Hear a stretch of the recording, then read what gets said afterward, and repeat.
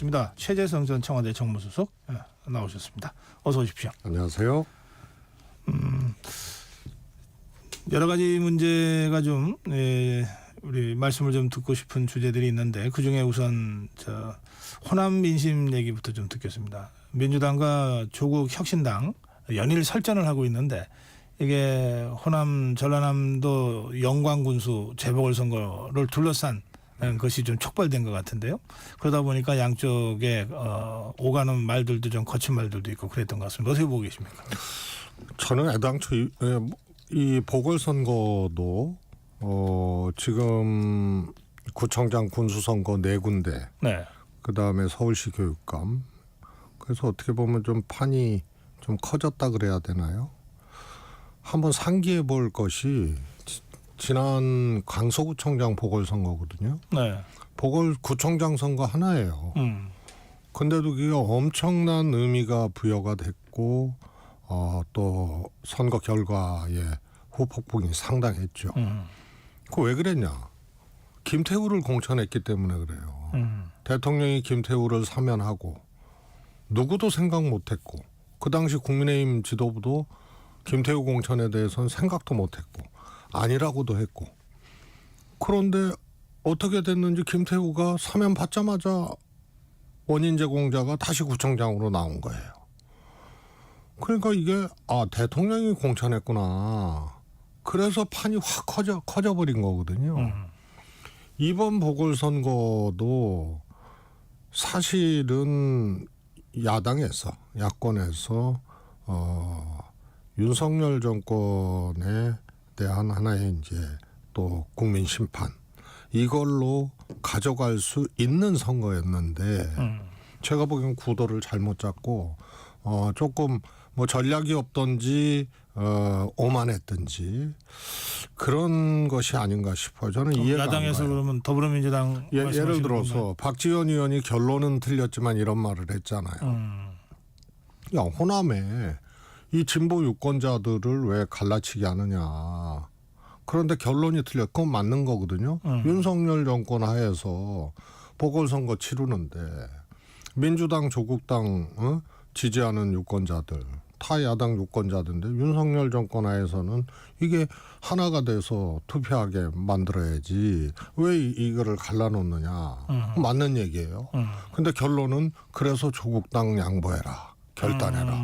결론이 틀린 거죠. 그럼 무슨 얘기냐 하면 호남은 제가 보기에는 연합공천하든지 조국당과 민주당이 그러면 딱 윤석열 정권 반윤석열 투표 이게 되는 거죠. 지금 지역이 2개니까 하나씩 뭘 한다든지 여러 가지 방식이 있을 수 있었겠네요. 그러면은 포커싱이 어디로 되느냐. 금정구쯤으로 될 거예요. 부산. 오히려. 예. 2018년에 민주당이 구청장을 만들었던 지역이거든요. 해볼만 해요. 그런데 거기는 지금 조국 혁신당하고 민주당하고 단일화를 놓고 지금 논란이니까 거기도 조국당 민주당이 포커싱이 된 거예요. 그러면은 선거 결과가 어떻게 나오든 간에 호남 두 군데는 야권이 반윤석열 민심을 확인하는 투표로 딱 만들어 놓고 금정구청장을 만약에 민주당이 이겼다.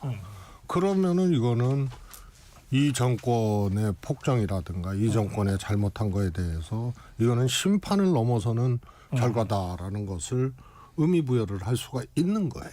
그리고 강화군수 선거도 국힘은 뭐 민주당이 아주 어려운 지역인데 국민의힘이 지금 분열이 됐잖아요. 안상수 전 시장이 탈당해서 국힘 탈당해서 무소속으로 나오고 거기도 제가 보기에는 뭐 이길 수 있을지는 모르지만 우리 후보가 계속 나와서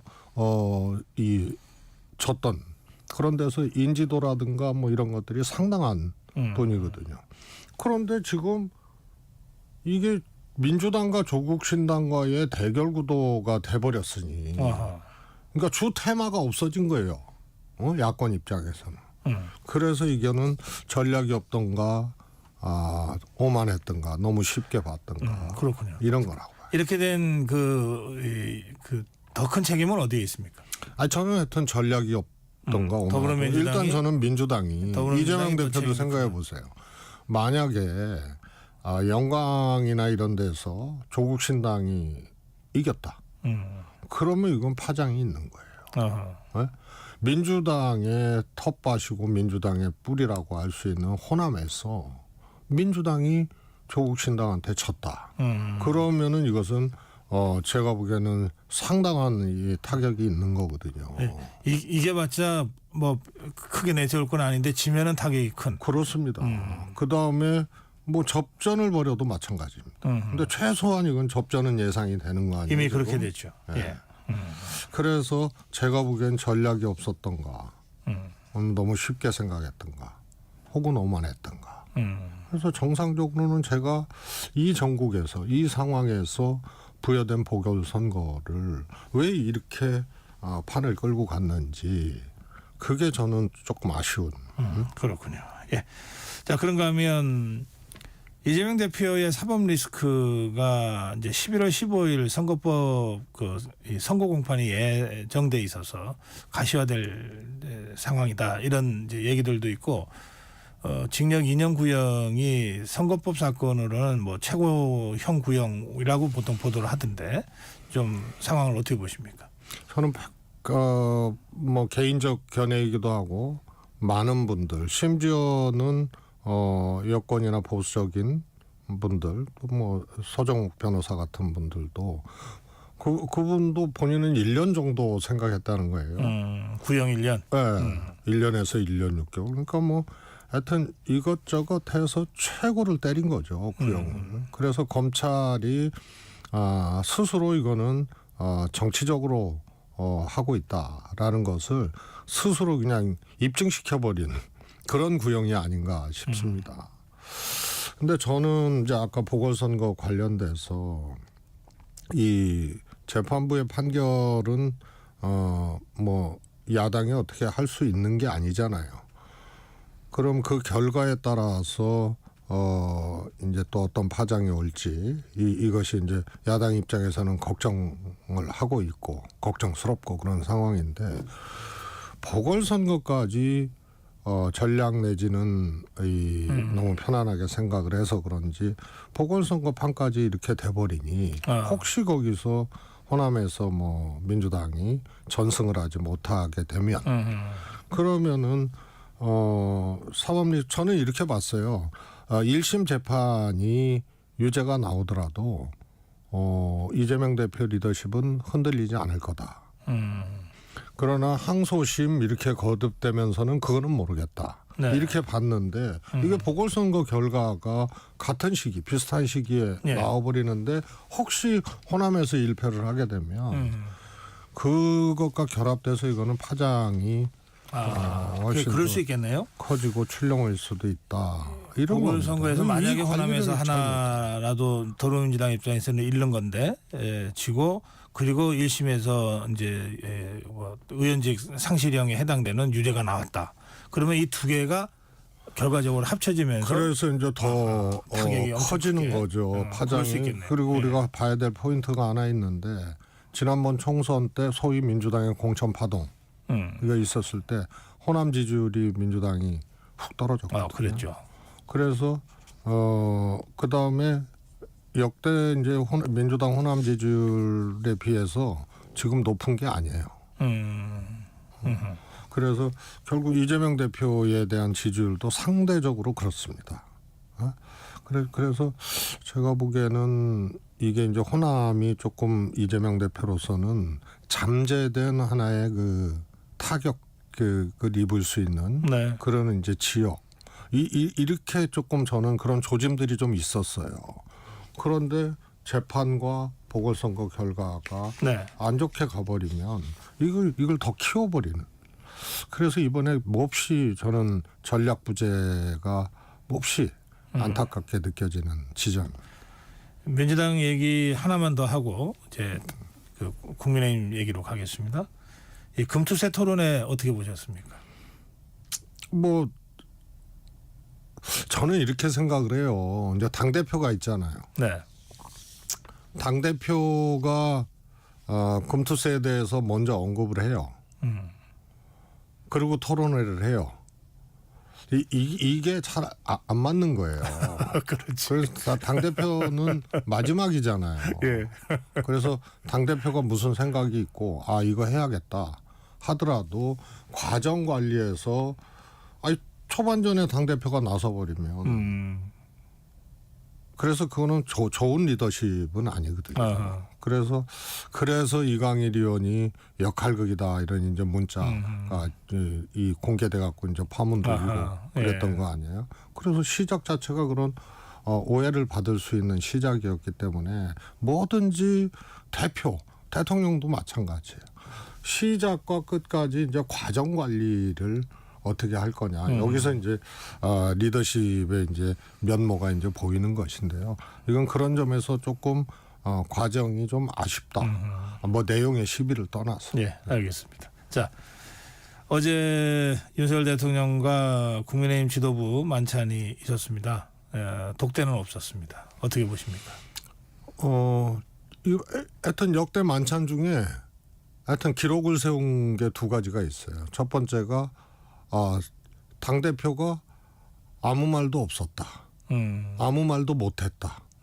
그거는 만찬 진행의 이제 형식이라든가 순서를 정하고 이런 과정에서 아예 빼버린 거거든요. 그래서 통상적으로 당대표 인사하고 원내대표도 인사하고 그러는데 한동훈 아무 말도 없었다. 입틀막 그 만찬이 돼버렸어요. 그런데 두 번째로는 첫 번째 지도부 그러니까 한동훈 대표가 되고 난 다음에 보통 뭐 여당은 대통령하고 인사를 나누는 자리를 바로 갔잖아요. 네. 그런데 첫 자리가 떨어진 사람 포함해갖고 막 섞어놔 버렸거든요, 대통령이. 그러고 왜 지도부 상견례냐, 지도부 만찬, 지도부하고의 만남이냐 이런 의미를 부여할 수 없는 거예요. 그래서 이런저런 얘기가 나오니까 그 다음에 이제 하기로 했는데 의료대란 뭐 이 발언으로 한동훈 대표 네. 발언과 행보로 만찬 취소를 갑자기 해버리잖아요. 그리고 윤상현 의원이 주도한 소위 번개 만찬 그것도 처음 들어보는 얘기지만 하여튼 여기서 이제 한동훈 대표가 또 빠졌잖아요. 그러니까 이번에 하기 싫은 만찬을 한 거예요. 그런데 또 독대 요청이 공개됐잖아요. 그래서 상견례하고 밥 한 끼 먹기를 근 한 달 반을 끌어오고 그 안에 하기로 했다, 취소했다, 이상한 만찬 끼어들고 이러다가 했으니 이게 감정이 아주 절정에 오른 상태에서 먹기 싫은 밥을 먹어야 되니 입틀막을 시킨 거고 한동훈 대표는 입틀막 당하고 했는데 나오면서 나오자마자 뭐라 그랬어요. 독대 재요청을 했어요. 그래서 이거는 감정의 최절정에서 이루어진 만찬이 아무런 접점이라든가 혹은 계기를 만들지 못하고 두 분의 관계를 더 악화시키는 계기로 예. 자리 잡았다. 예. 우리 청와대 정무수석 경험이 있으시니까 보통 집권당이 대통령과 당대표가 뭐 독대할 수 있죠. 그걸 어떻게 해왔습니까? 이렇게 공개적으로 이런 식으로 언론에 이걸 언론 플레이라고 해야 될지 어떻게 해야 될지 모르겠는데 우선 독대 요청이라는 것 자체가 네. 독대 신청이거든요. 그게 대통령 뵙겠다 이렇게 비공식적으로 뭐 정무수석실이나 뭐 이렇게 연락이 와서 뵙고 뭐 이런 거는 당연한 절차고 통상적인 이제 과정인데 이번에는 독대 신청했다고 국민들께 보고를 했거든요. 언론에 공개됐잖아요. 이게 잘못된 거예요. 이런 경우는 없었어요. 난 1차적으로 한동훈 대표나 한동훈 대표 쪽이 잘못했다고 봐요. 그 말이 안 되는 거 아니에요.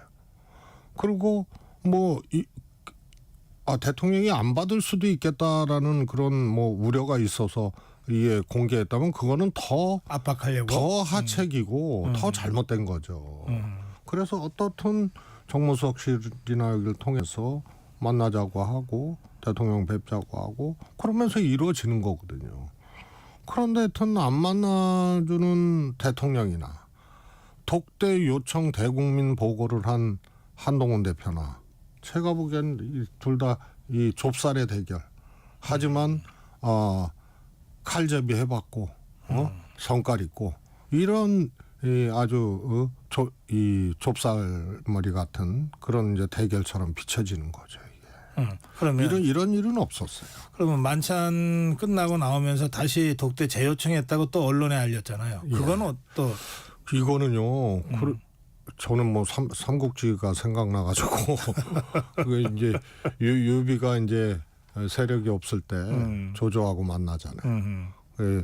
조조는 죽이려고 했잖아요. 저거 나중에 저거 후환이 될 사람이니까. 그런데 번개가 치니까 유비가 받았던 술잔을 딱 놓치니까 아 저거 소심한 겁이 사람이다. 많구나. 그래서 이제 살려줬다는 거 아니에요? 네. 그래서 입틀막을 당했으니까 그건 센 대통령이 입틀막 시켜버렸다고 봐야죠. 그런 형식은 없었거든요. 그래서 대표가 아무 말도 못하고 나왔는데 나오자마자 다시 만나자. 독대해달라 이래버리니까 찬 떨어뜨린 유비가 아니거든요. 그래서 제가 감정에 절정해서 먹기 싫은 밥 먹는 그런 자리였고 그래서 아무 말도 없었고 아무 의미도 없고 화기애애하지도 않았고 이런 거를 원전 얘기만 하다가 말았다는 거 아니에요? 이런 거에서 유비가 무릎을 안 꿇어? 다시 재독대 신청을 해? 그래서 저는 훗날이 더 걱정되죠. 네. 아마 한동훈 대표가 제가 보기에는 더 이상 안 되겠다. 이러다 고사된다. 네. 해서 어떤 일을 저질러도 저질릴 수밖에 없는 상황까지 이제 온 거 아닌가 싶습니다. 네, 어제 그 검찰의 수사심의위원회가 있었습니다. 최재형 목사에 대한 수사심의위원회이긴 하지만 김건희 여사와 연관된 사건이라서 다들 관심 있게 봤는데 그 8대 7로 기소 의견이 다수였다고 합니다. 이거 어떻게 보십니까? 앞으로 검찰이 어떤 식으로 이것을 정리할 것 같습니까? 일단은 검찰이 최재형 목사까지 기소를 한다. 이렇게 되면요. 정말로 희한한 현상이 이제 예고되는 거죠. 이게 청탁금지법 자체가 주지도 말고 받지도 말으라는 거거든요. 이게 딱 조항이 붙어 있어요. 그런데 준 사람은 기소를 해. 그다음에 받은 사람은 기소를 안 해. 이렇게 되면 이제 재판에서 어떻게 될 거냐. 이제 요 문제가 이제 발생을 하는 거거든요. 그래서 검찰은 저는 기소를 안 할 거라고 봐요.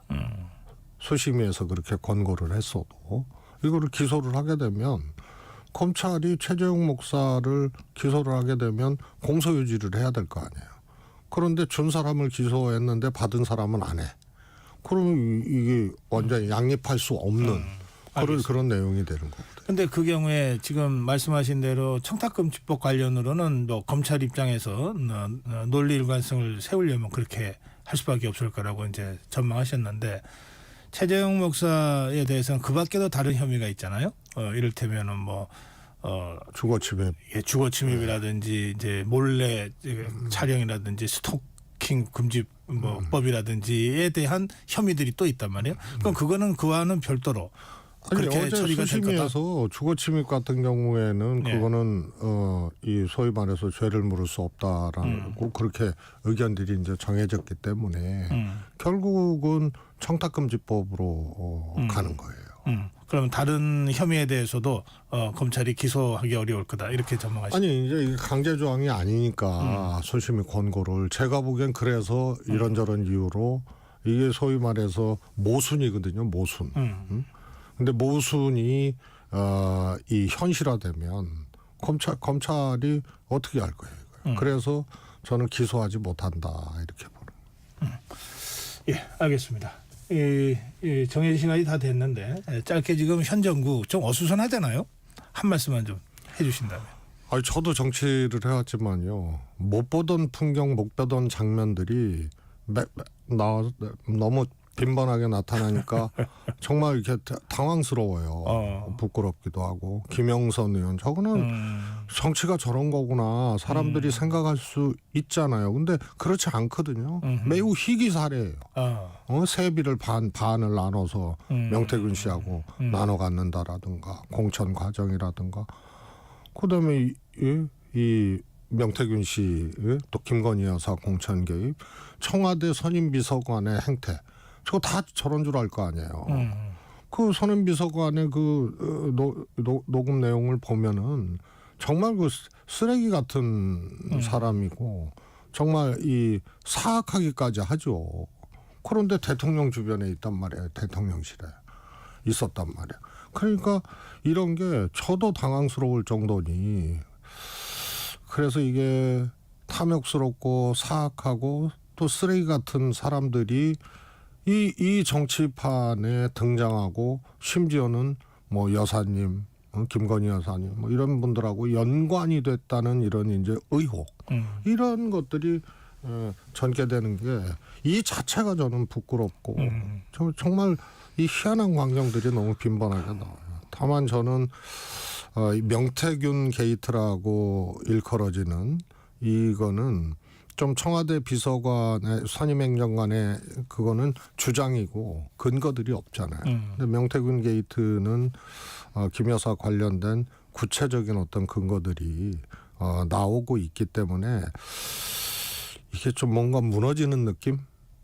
이 정권이 그리고 이제 소위 국정농단 혹은 이 정치 개입, 뭐 당무 개입, 공천 개입 이런 것들이 박근혜 대통령 선례도 있지만 좀 구체화되고 있어서 그냥 이거 와르르 무너질 수도 있겠다. 이런 이제 느낌이 드는 요즘입니다. 예. 예, 저도 정치평론을 한 40년 했는데 저도 처음 보는 일들을 요새 많이 보고 있어서 평론하기가 참 쉽지가 않습니다. 예, 참 부끄럽고 참담하다. 예, 뭐 여야 떠나서 지금 우리 정치판에 대한 그런 말씀들이 좀 공감이 많이 되는 그런 아침입니다. 말씀 여기서 줄일게요. 고맙습니다. 감사합니다. 네, 최재성 전 청와대 정무수석이었습니다.